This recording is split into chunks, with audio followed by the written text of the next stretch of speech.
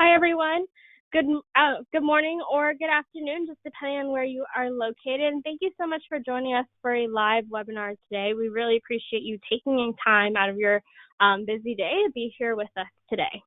In light of really what's happening out in the world, we realize that there are a lot of growing concerns about bringing people together for the next however long. And it's likely that many L&D teams like yourselves have been kind of forced to quickly rethink how to deliver critical training initiatives, and there's a need to scale online learning while maintaining, if not increasing, effectiveness. While we realize there is a very unfortunate crisis that kind of forces us to be here today, many of you have already been thinking about collaborative online learning just due to environmental issues, cost savings, or the need to scale any of your training efforts. So given this webinar's topic, we realize that scaling is top of mind, and it may be new to you in your organization. So our goal is to really inform you of how you can scale quickly and easily with similar or better outcomes as compared to your in-person training.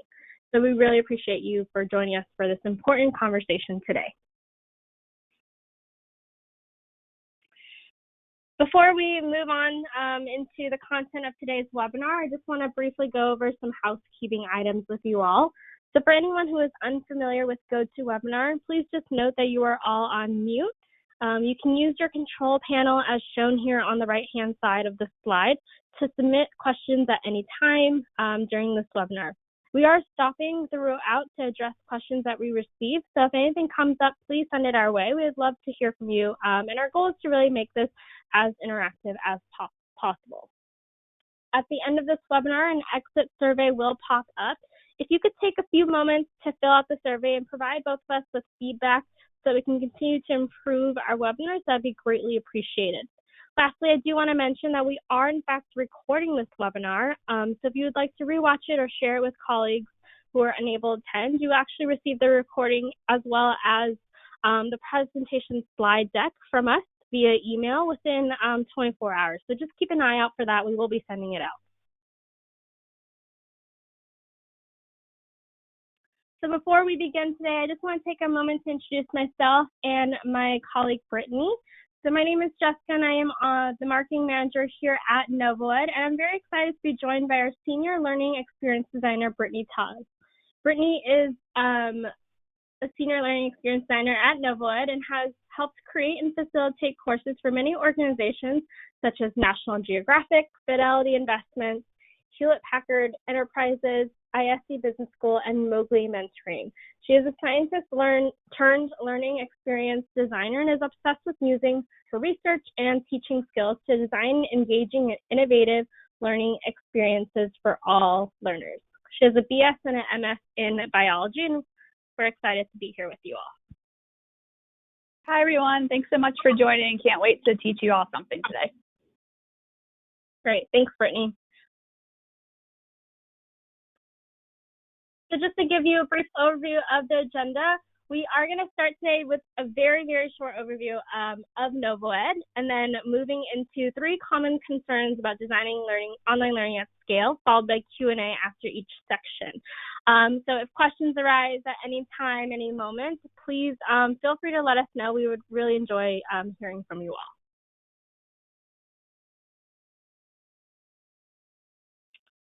So I just want to give you a brief introduction to NovoEd if you are not familiar with our company. NovoEd was originally founded close to 8 years ago at Stanford's Social Algorithms Lab, and since then has grown to become the leading platform for collaborative learning at scale. Our online collaborative learning platform provides a comprehensive collaborative solution to develop the high-value capabilities that are critical to the success of modern business. Today, we meet the capability development needs of global corporations, executive education providers, training firms, as well as consulting firms, and many social impact organizations as well.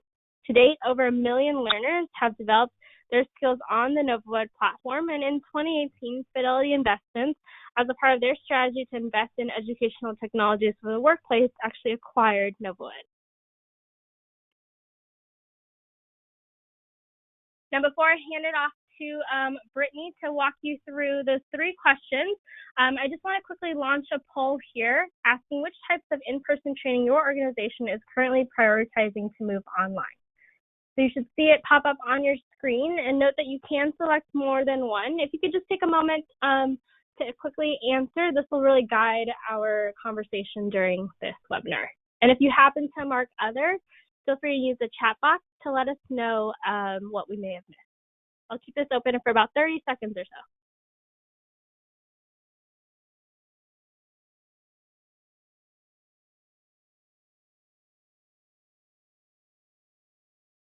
Thank you everyone who voted. We'll leave it open for about 8 to 10 seconds. If you have not yet had the chance to answer, please go ahead and do that.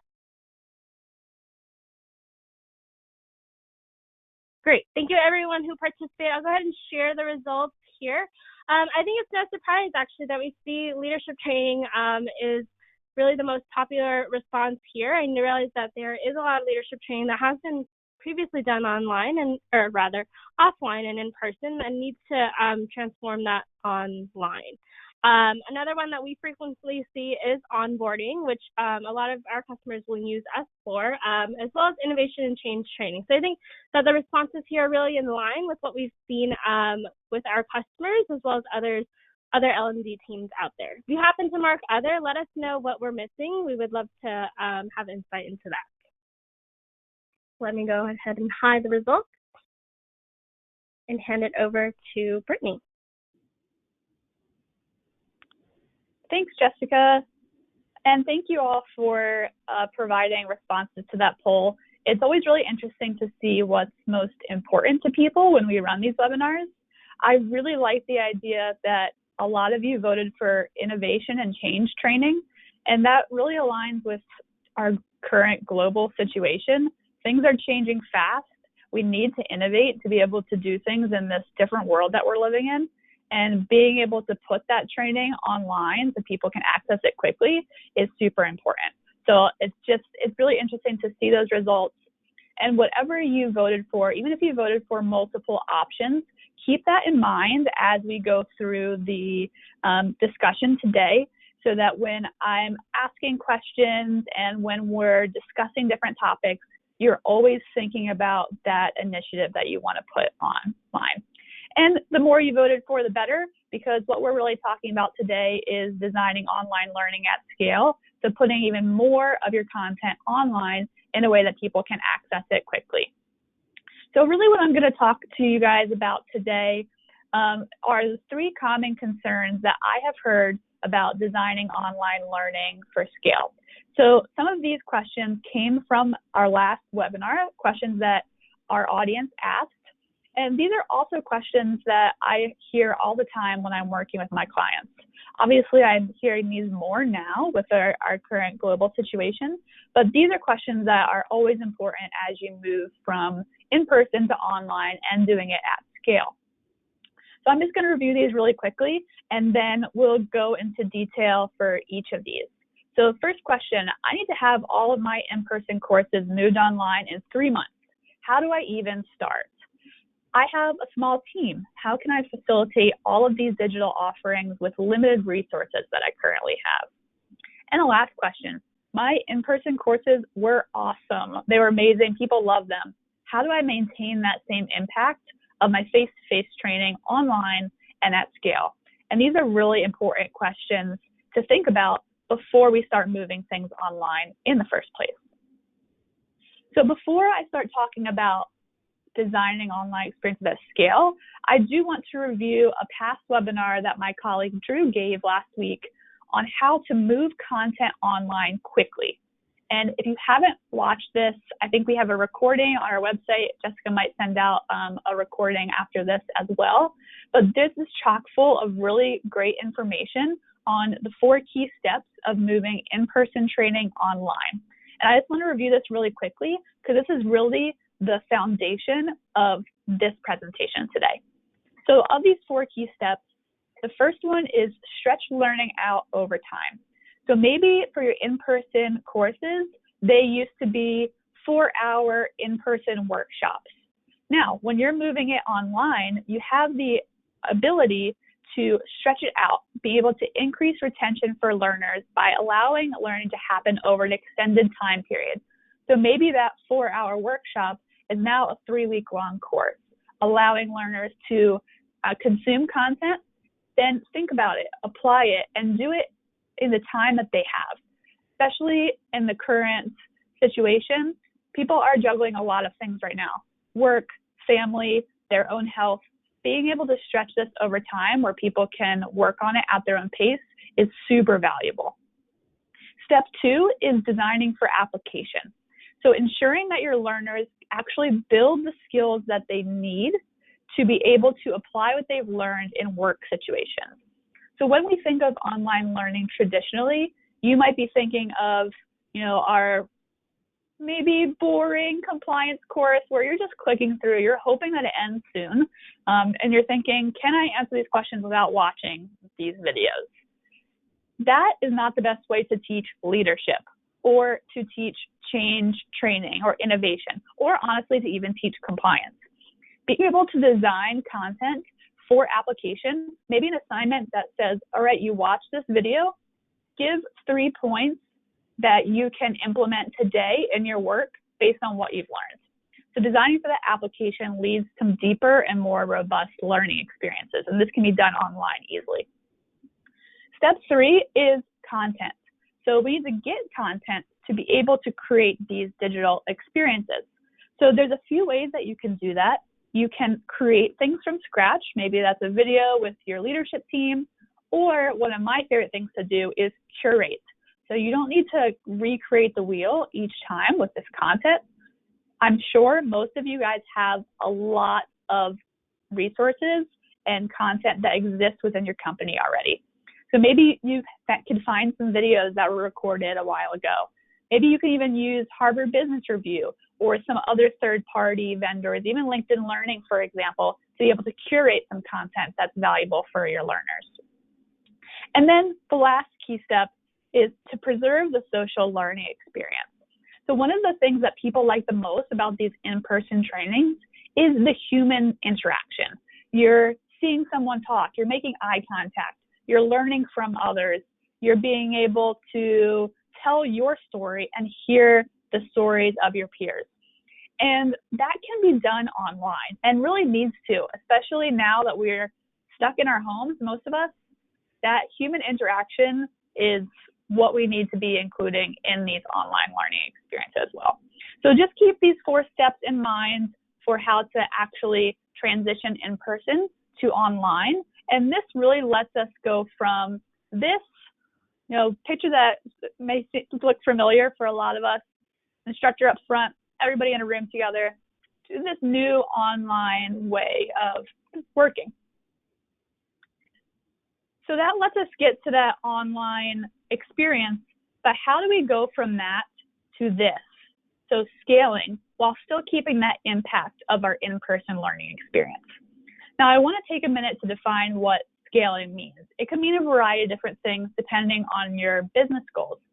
It could mean you used to have a one-day workshop where you could only invite 10 people. That's because you got to fly them out there. They need to have a hotel room. They need to have food. You need to have a room to hold the workshop in. But maybe now you can put that same workshop online and invite 600 people. You're really allowing learning to happen at a bigger scale and invite more and more people to experience what you've designed. It could also mean maybe you have 2 online learning experiences right now, but you need to put 50 more on there. Everything needs to be online. So being able to do that quickly and be able to keep the impact of those experiences is what I'm going to be talking about today. Now, to figure out how to scale with impact, the first thing I like to think about is our in-person workshops or in-person courses. What do we like about these? What makes them so great? So you can see here just a really quick diagram of learning experiences. And you can see on the x-axis we have scale. So from low to high, that means how easy is it to scale this experience. And then on the y-axis, you can see collaboration. And what we find in our in-person learning, so this classroom experiences, individual and group coaching, is that we have a really high level of collaboration and interaction. That's what we love most about these in-person experiences. But it's very hard to scale because it's expensive. You have to fly people out. You have to house them. Not everyone in your company gets to do this.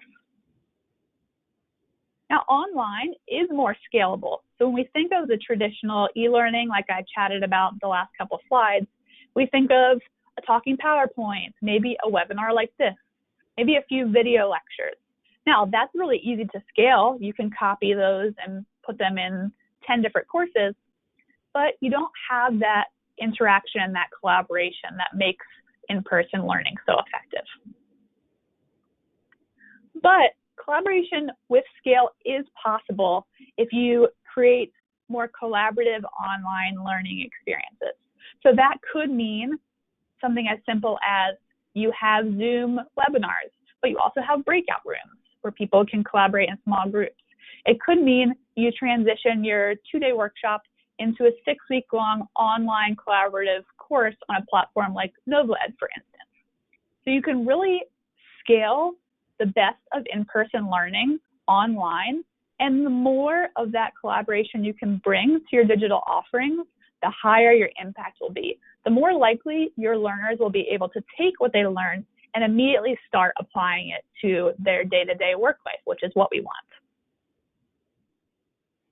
Okay, so going back to this first question, actually I just lost my train of thought. Let me go back one time. Okay, never mind. So going back to these 3 questions, I really want to focus on this first question first, now that we've set the stage, which is I need to have all of my in-person courses moved online in 3 months. How do I even start? Now, this is a good place to be in. You know that you want to move things online. You're ready to learn what you need to do to make this successful. And when we want to start thinking about scaling, to scale big, we first need to start small. So in that last webinar that I talked about, we learned how to create a course quickly. But the first thing you really want to figure out is what initiative is the most important to put online right now. And there's a variety of different ways that you can choose what option you want to go with. But the most important thing is to get the minimal viable product out as quickly as possible and then iterate as you go. So really you need to have your design thinking hat on here and think about what I can put online, maybe what's the most pressing thing that needs to go online right now, which is option 1. This is typically what you are thinking about right now. So maybe it's an in-person meeting that was canceled. Maybe it's something that has the course that has the biggest impact, so option 2. Maybe that is a diversity and inclusion course for your company. Maybe an unconscious bias course, for example, that really aligns with your business goals. Or the thing that you could choose first would be maybe option 3, which is what is the easiest course to transition online? Maybe that's something that already has online learning components that exist already, so you have a nice starting point for this. So these are just some options that I have seen our clients pick for what is going to be our very first online experience that we transition. Then once you decide the initiative, you want to make a plan. Now, this might sound obvious, but when we're trying to scale quickly, planning is the first thing that goes out the window. And if we spend a little bit of time here making sure that we answer these few questions, not only will it make this first learning experience much more successful, but you can use this content in all the other online modalities that you use. So it's a good investment of time upfront that will only yield more benefits as you go through. So things that you need to think about include who is on your team. Do you have people who used to do these in-person workshops for you? Bring them on. Let's teach them how to do this in a digital modality. Are there people in your company who are looking for things to do? Maybe their job descriptions have changed quite a bit now that we're all working remote. Maybe you can bring them in and get them to help you transition your content online. What are your resources? Do you have a learning management system that you could create courses and launch them to your learners on? Do you have a learning experience platform? Do you have a way to do live events? Take a good inventory of what resources you already have at your fingertips, and you might be surprised at what things you already could pull from. Then what's your technology? So that kind of goes into your resources, knowing what things you can start using right away. And then what is your timeline? Hopefully you have more than a couple days to put this online, but if you have 6 months, that could turn into a very different plan than if you have 2 weeks. Either of those are reasonable timelines to achieve. And then what is your content? Do you have PowerPoint? Do you have videos? What about assignments? Can you get someone in your company to record some videos of themselves on their phone, maybe, that you can use for digital content? And you probably have noticed this GIF that's been circulating on the right. This is a plan that I like to create for my clients that really, separates out how I'm going to be engaging in this course. What do I need to do which weeks? Who's going to do what tasks? And again, like I had mentioned at the beginning of this slide, if we spend a little bit of time here really fleshing this out, we can use this facilitation guide and this course engagement plan in every online experience we create, which is really fun. And then finally, one good way to answer that common concern of how do I move this online quickly is to centralize and standardize to save time. So there's no need to recreate the wheel each time we want to transition an in-person experience to online. Each of these don't need to be their own bespoke, totally customized experience. Think about ways that we can streamline and create frameworks that allow for better scale and make it easier for you to do in a short period of time. So one thing that I like to do and what I encourage my clients to do is decide on a common structure for moving face-to-face to digital. So maybe you have 12 different one-day workshops you used to do. Decide that each of those workshops will turn into 3 webinars and 2 assignments, for example. Maybe you have a bunch of leadership development programs. Those can get transitioned to 6-week social online courses. So taking some time to decide, formulaically how you're going to transition these will make it even easier when a new thing pops up that you maybe didn't think about that needs to be transitioned. Also, thinking about creating content that can be reused over and over. Maybe you have a great PowerPoint or infographic or job aid that you found. Thinking about ways those can be reused will let you scale quickly. And even thinking about a style guide. Do you have specific logos and branding that you like to have on everything, or colors that need to be used in all of your marketing or your online presence? Having those in a guide that everyone can refer to at any time only helps you save more time. And if you look over on the right, this is, again, one of my favorite things to do when I'm consulting with clients is not only to create a common structure to move face-to-face to digital, but also create a common framework for your content. So I'm going to walk through option 1 just as an example, but there are a few other ones here that I've found that work really well. So this is a framework for separating out your actual content of your course. So maybe all of your learners start by learning something. Maybe that is an article or a video. Then they have to test themselves on what they have learned. That could be on a quiz, for example. After they've learned, tested their understanding, now they need to apply. That could be an assignment, a team assignment, submitting a video of themselves, doing a pitch for your company. And once you have that framework, you could 5 times that, 10 times that, depending on how long your online experience needs to be. So each module could have the same framework.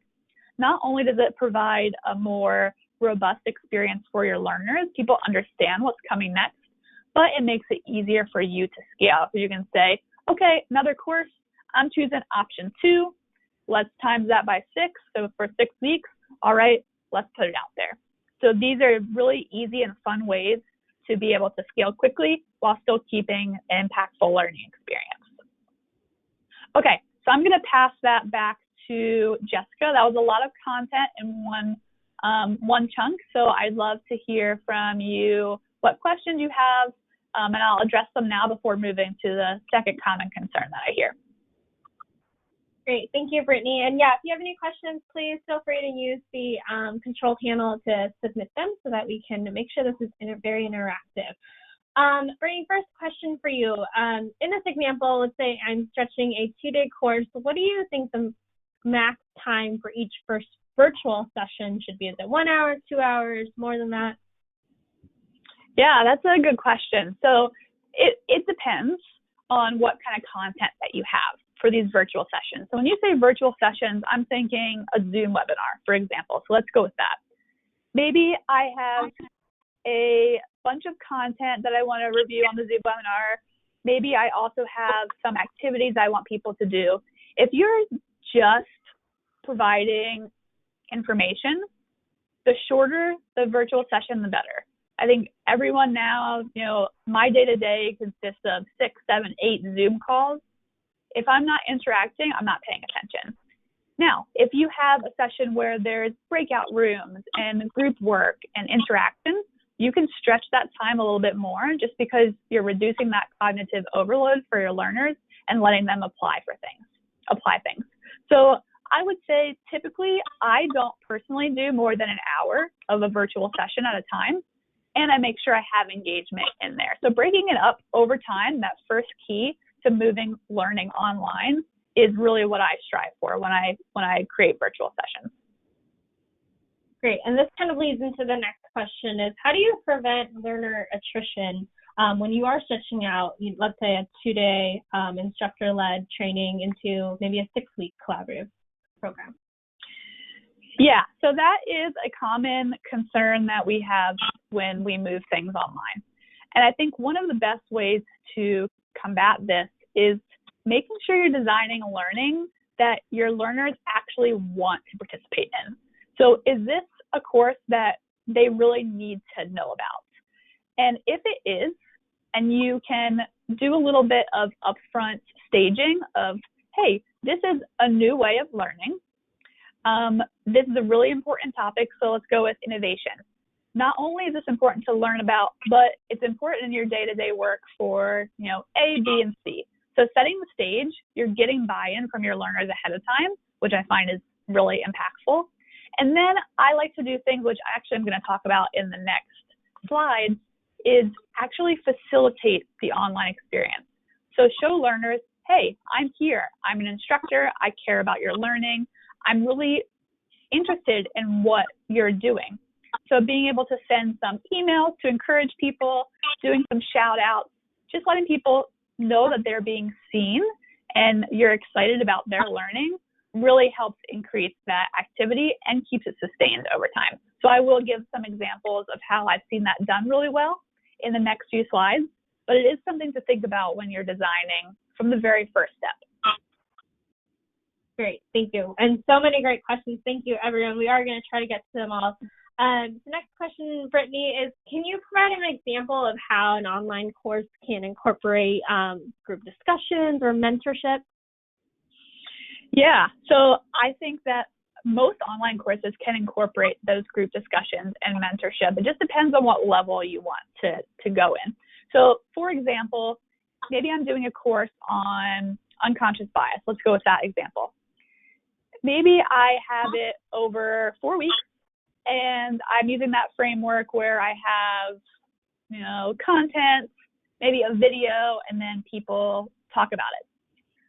So what I would do is if I want these group discussions, I need to have a prompt that people actually care about.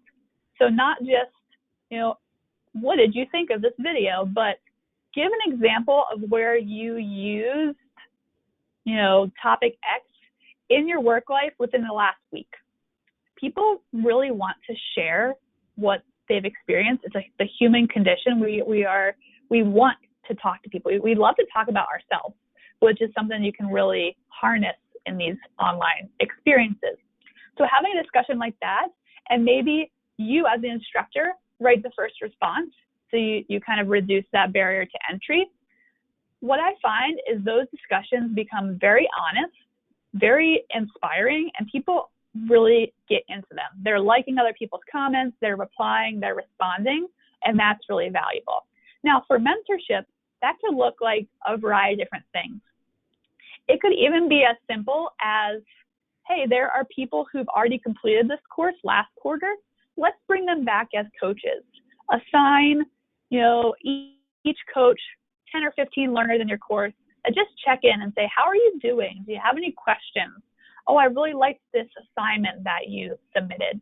Having that more of a one-on-one experience makes that large online offering feel smaller and increases activity. So there's a lot of options there, but it can be done really, really easily and be able to be done at scale with not a lot of effort from your standpoint. Great. Thank you, Brittany. I'm also seeing a lot of questions, but I think many of these actually will be answered as you move forward. So let's go ahead and go into the next section. And again, feel free to send us your questions. I will be answering them on the side, and then we'll stop again for Brittany to address your questions as well. Perfect.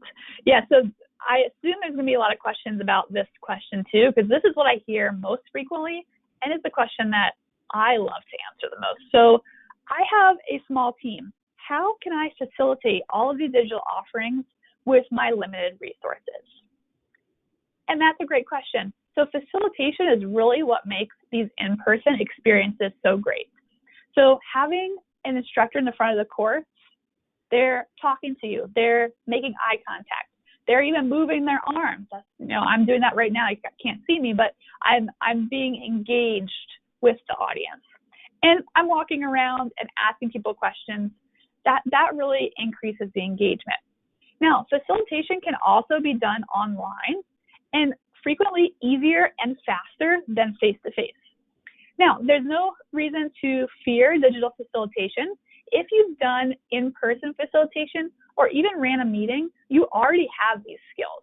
You just need to think about them in a different modality. And no matter how much time you have to devote to this, you can still increase the impact of your learning substantially. So I've helped create this little diagram on the bottom. It's kind of a fun way to visualize facilitation. And it goes everywhere from low involvement, which is our trained conductor persona, all the way to high involvement, which is the coach, which is similar to the question that was just asked. And before I talk about each of these personas, I just want to level set and say, if you end up choosing the trained conductor, the lowest involvement, there is absolutely nothing wrong with that.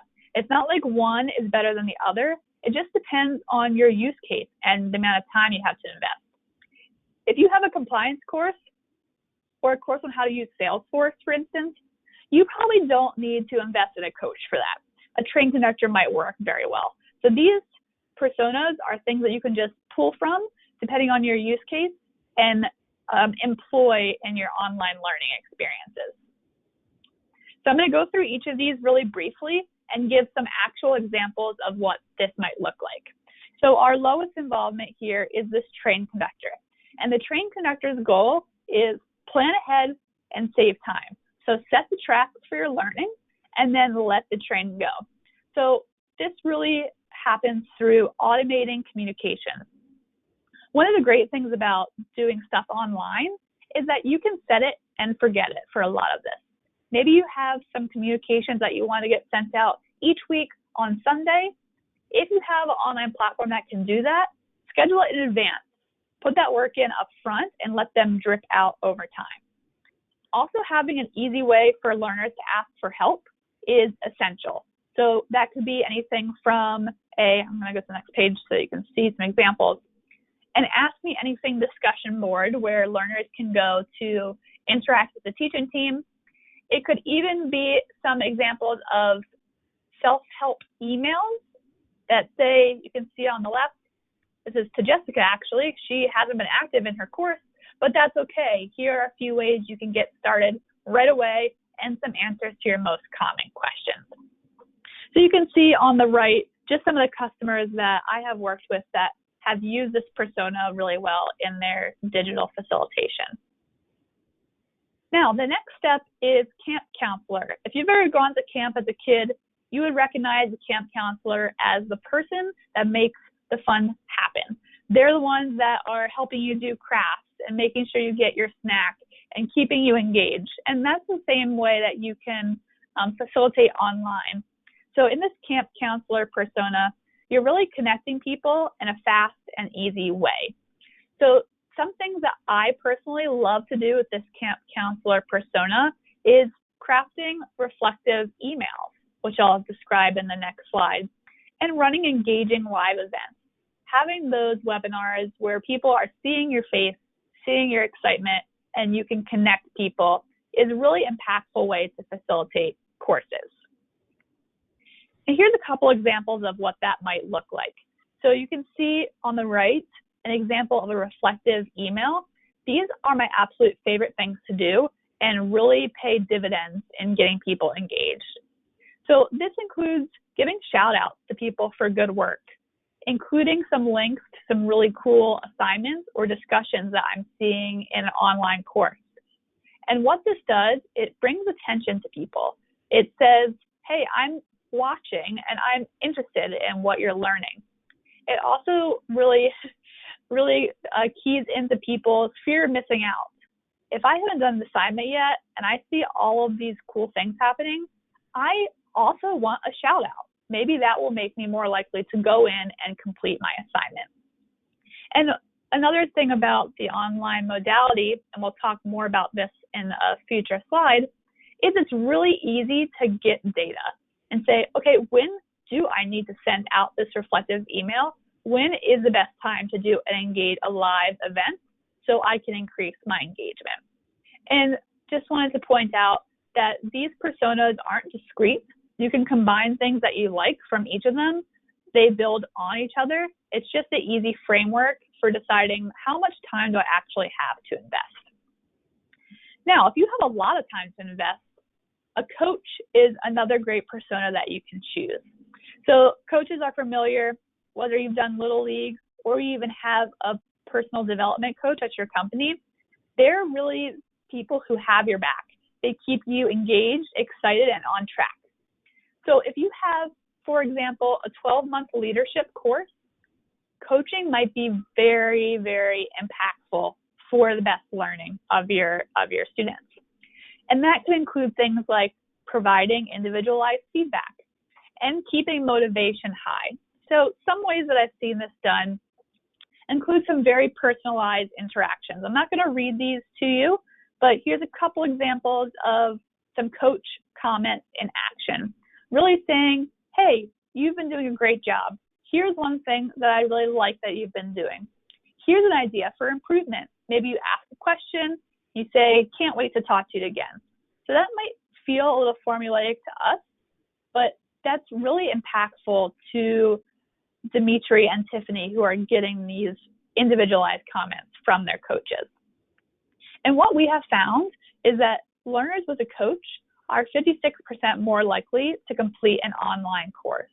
And this is actually data from our free learning experience design course that we offer every quarter.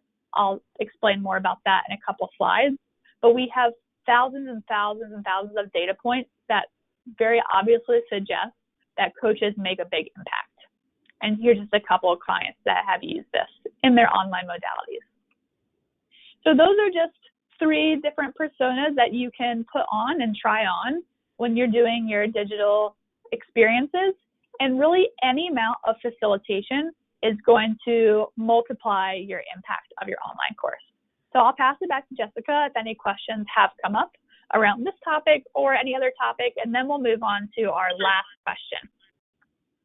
Great. Thank you so much, Brittany, and everyone. Thanks again for your questions. We hope this webinar is very interactive for you. So if anything has come up around this session, or rather this particular section, please let us know. The first question that I see here is, can you please say more about what reflective emails are and why you use them? Yes, I love talking about reflective emails. So reflective emails could mean a variety of things. Now, I talked about it a little bit in a previous slide, so I'm not going to reiterate the same things I said before. But reflective emails are just a way for you to reflect as an instructor on what you're seeing. So there's a few things that I have found to be really beneficial for reflective emails. those shout outs, which I've talked about already. Sometimes I even take screenshots of things that I see in the course, and I'll put them in there. And I'll say, hey, this comment that so-and-so made is super reflective. And I have gone in and added my own comment to that. If anyone would like to join the conversation, please click here and get into the course and let me know how you feel about it. So there's ways that you can do it that way. Even saying stuff like, hey, we have people from 15 different countries in this course. Make sure you take time to network with people. Here's a location where you can go to interact with people from the Middle East or from North America. Maybe you have different groups that people can go in and interact with. So those reflective emails you can really customize those in however way you want to reflect on the experience. But what I have found is that when I send these out, the next day I get a huge spike in activity because people are engaged and interested about what their peers are doing. Great. Thanks so much, Brittany. Next question here is from Ivan. How do you maintain a high level of coaching or engagement when you have a large global audience of maybe like 600 plus learners? Yes, that is a really important question. I'm going to talk a little bit about that in a couple slides. But basically what I do is first make sure I have very high caliber coaches. So whatever that means to you, make sure that you have people who are very invested in what they're doing.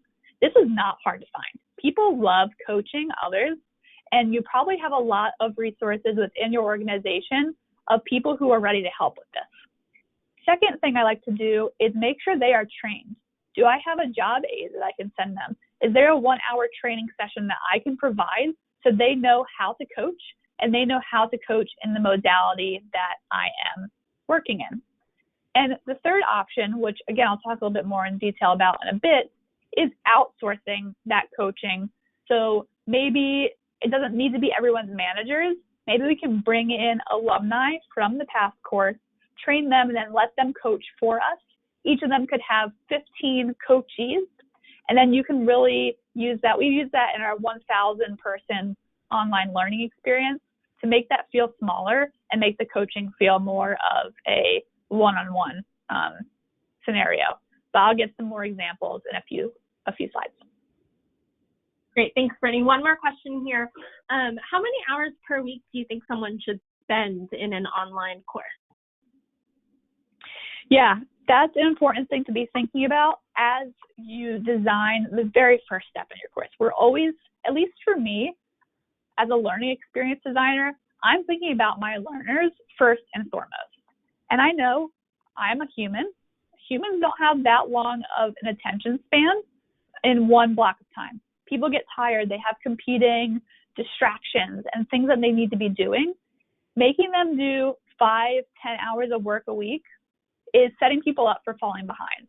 So what I like to do is keep it to 1 to 3 hours of work a week and letting people do that at their own pace during that week. So you can still have deadlines. You know, assignments 1 and 2 need to be done by the end of week 2, but you can do it at any time during that period. So giving people an option of how to get things done in their own time frame, I think is very helpful. Now you might have a really different use case. Maybe it's a boot camp. Maybe it's a 2-day boot camp where you need to be doing 4 hours of stuff a day. Again, that's fine. Just make sure you're giving your learners an idea of how to pace themselves. If you don't provide context, people get overwhelmed very easily. So think of yourself as one of your potential learners and think, what is the max amount that I would be willing to do and actually be able to apply what I learned and not just regurgitate it for 10 minutes after I've done the learning, but actually be able to use it in your day-to-day. Perfect. Thanks so much, Brittany. Let's go ahead and move on to answer the third question here, and then we'll stop again for questions later on. Perfect. Great. The fact that these are the caliber of questions that are coming in actually really shows that you guys are learning and applying and then asking your own questions. So we're following the framework that we've set out already. This is what you want from your learners too. A question like that means I've really thought about this and I'm ready to ask a next level question. So that's fantastic. Keep them coming in the chat box. We will have some time at the end. So finally, the last one of the 3 common concerns, which tends to be the biggest concern, is my in-person courses were amazing. How do I maintain that impact of face-to-face training at scale? Now, this can be a scary question because maybe you've only ever done in person and you feel that is the way to go. Now, I used to teach courses at a university in person, face-to-face. I did that for many years, so I know the value of these in-person interactions. Now, this can also be done very easily in the online format, and you might even have a more impactful experience to show for it. So to be able to answer this question, the first thing we need to find out is what makes these face-to-face experiences so effective. So in my face-to-face experiences, these items on the right are what I find that answers this question. So being able to collaborate on group projects, having a coach or mentor there in the room interacting with you, peer sharing and storytelling, getting feedback, whether that's from your peer sitting next to you or from the instructor. And on the opposite side, from the instructor point of view, it feels very easy to track engagement. You have people in the room, they are looking at you, you can hear them talking, you know that they're engaged. Now, I would agree that those things are really important, but you can do all of these online and at scale, and sometimes even easier than you can in the classroom. So you can still collaborate on group projects, still get and receive feedback, and I feel that tracking engagement is even easier online. So I'm going to walk through a couple of these and give some examples. So this goes back to that question that was just asked on using teams and coaches. So one thing I like to do is use smaller teams to help keep engagement high in my online, whether it's online learning course or an hour-and-a-half Zoom webinar. And this helps make these big experiences feel smaller by providing a chance for learners to interact in a small group. So maybe you have a 10,000 learner course. As a learner in that course, I'm going to feel very overwhelmed and very alone, even though I'm surrounded by other people. Now, if I have a 5-person team that I'm interacting with, I'm much more likely to ask them questions and engage in a setting that I feel comfortable with. And not only does this increase engagement, but it's also less work for you because you can create these little teams and then they almost do self-engagement for you.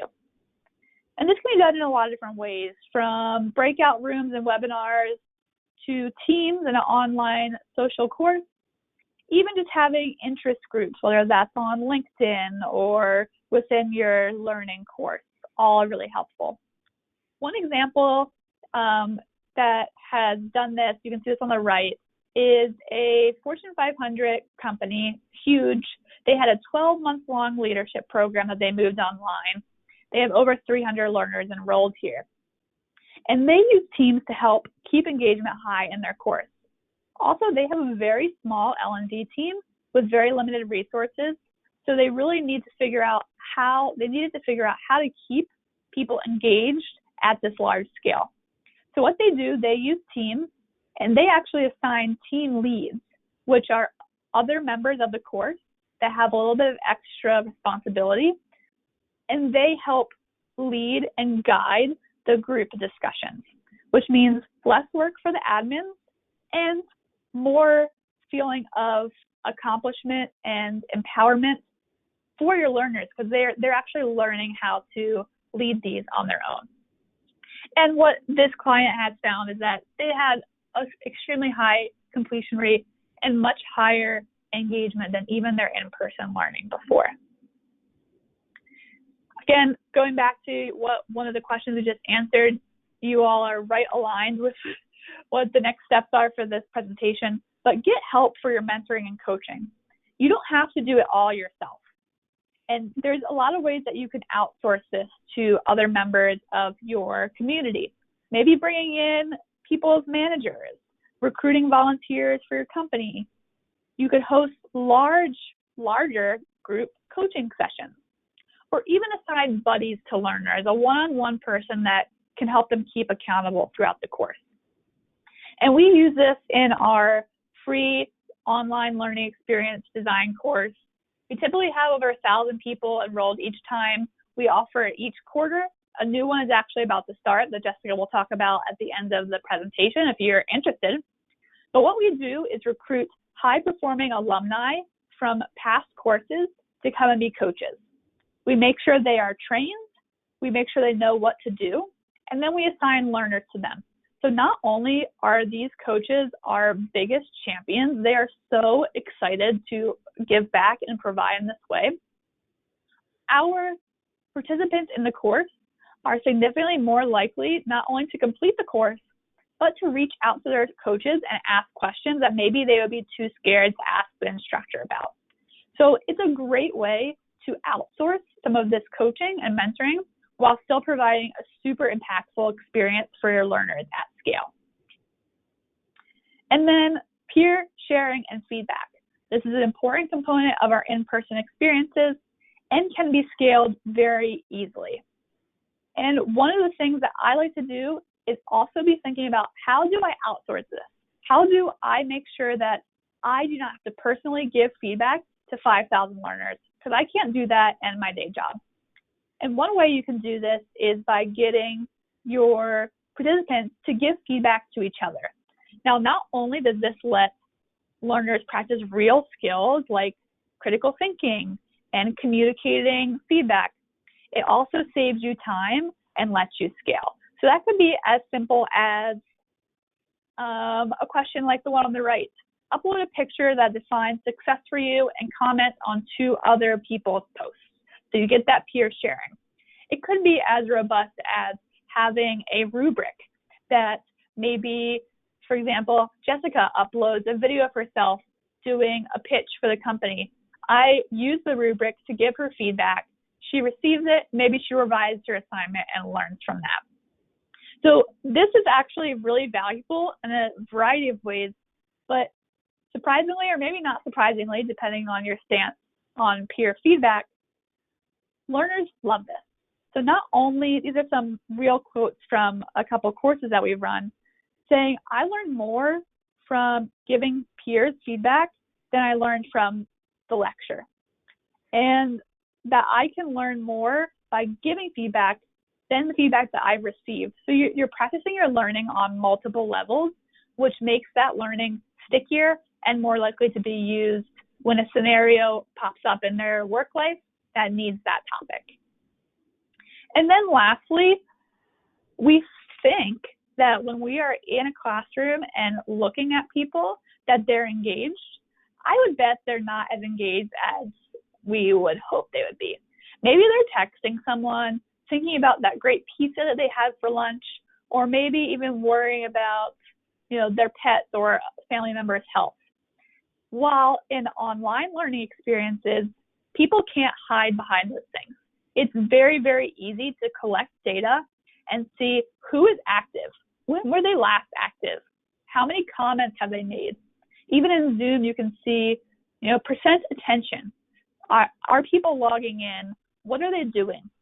And this not only is great to be able to track the engagement, but you can make changes on the fly that increase the activity in the moment. So here's just a quick example. This is another Fortune 100 company that did a 4-week-long course on habit forming. It used to be an in-person workshop. So they paid very close attention to their data, which is fantastic.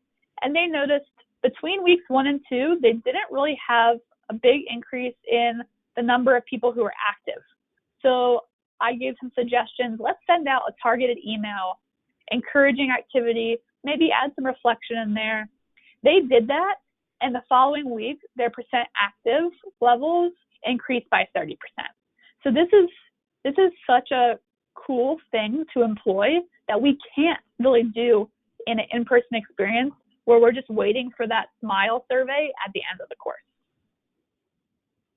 Okay, so we really dismantled these 3 common concerns about designing online learning for scale. So how do I even start? How do I facilitate this with limited resources? And how do I maintain that impact of my face-to-face training at scale? So hopefully I've helped provide some context, ideas, examples to help you be ready to scale with impact, doing it fast, making sure people are engaged, and really resulting in real learning, real business impact, and making people feel empowered to do a better job in their work life, maybe even their personal life too. And I really want you to be thinking about, this is a learning experience for you too. This does not need to be perfect. We are in an unprecedented time. Things need to move way more fast than we maybe would like, and that is fine. Every time I run courses 15, 20 times, and every time I learn something different that I can improve on. So keeping that in mind, that this is a learning experience for you too, and what a unique opportunity for us to really move the future of learning. Might as well do it now while we're at home, and there's a really big need for this. So thank you so much for participating. I'm going to pass this back to Jessica. She has one more question to ask you, and then we'll pass it back to me, and I'll answer any questions we have in the last few minutes.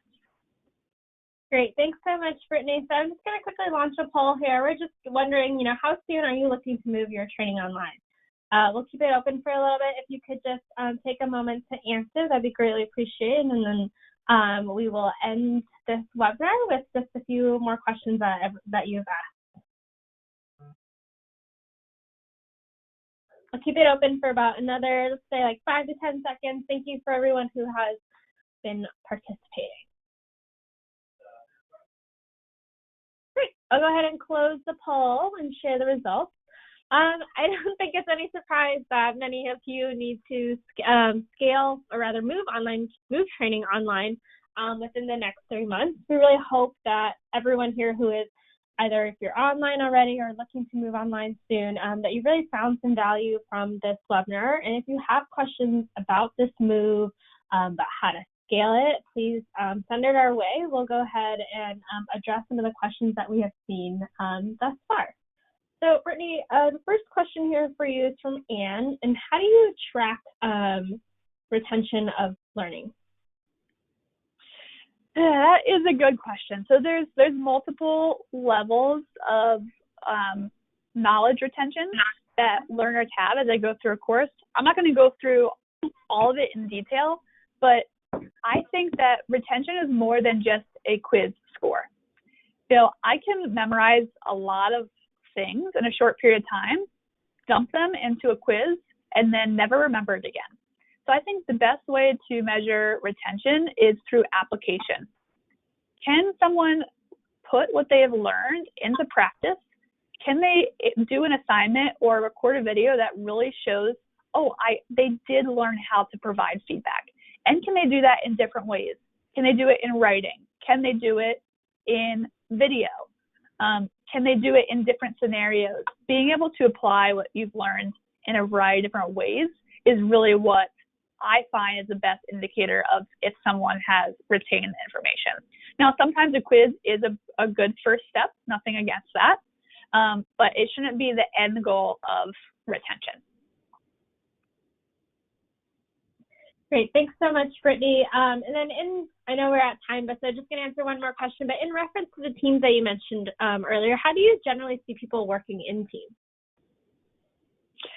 Yeah, so teams are great for a variety of reasons. And I think the thing that I most commonly see for teams is a lot of interaction, a lot of asking questions of each other. Hey, when is that assignment due? Can you look at my video and give me some feedback before I post it to the course? It could also be we have a team assignment where we must do, giving feedback role plays with each other, and then collaboratively collect our results and maybe put it into a presentation that we share with the class. So it could be anything from just knowledge sharing in a small environment to creating a deliverable that you couldn't create on your own. Great. Thank you so much, Brittany. And again, thank you to everyone who joined us on this webinar. We really appreciate you taking time to be here with us, and we hope you really found value in this. If you'd like to learn more about how NovoEd can help move your training online, please type yes in the questions panel and we can follow up with you afterward. And earlier on the webinar, Brittany referenced our Foundations of Learning Experience Design course. We do have another course coming up, and it begins on April 13th. It's a free 5-week online course that really kind of shows you what learning experience design is all about, and you can actually explore how your organization can create engaging online learning experiences that really support any critical training initiatives. So I realized that some of you had questions about how to make sure your experience is still engaging and effective. So we really recommend you signing up for this course. You can at least see how we've built our course and maybe leverage that, or you can at least go through the course yourself, meet and interact with any peers, and hopefully this is a wonderful learning environment for you where you can walk away with a better understanding of how to create very engaging courses. Lastly, if you could please fill out the exit survey that pops up when you leave, that'd be great. We would be very grateful for any feedback that you have. It'll be very valuable as we try to improve our webinar program. And I do want to mention, we will be sending out a link to the webinar recording as well as the webinar slides, so please keep an eye out for that in your email. That will be all for us today, and thank you again, everyone, and we hope you and your loved ones stay safe. Thank you all. Have a great rest of your day.